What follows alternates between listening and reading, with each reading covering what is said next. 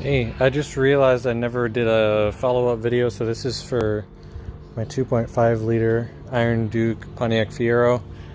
I had the belt squeak every time I started it up, and I found out the problem was basically, so you got the alternator right here, right?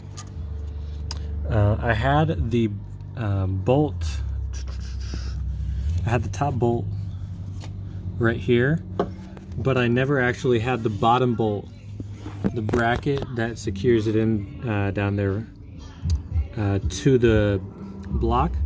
I never actually had a bolt down there. It was just kind of resting in there. So once I put the bolt in there between the alternator and the block, it properly secured the alternator and the belt no longer makes the noise. I'm just going to do a cold start right now and show you.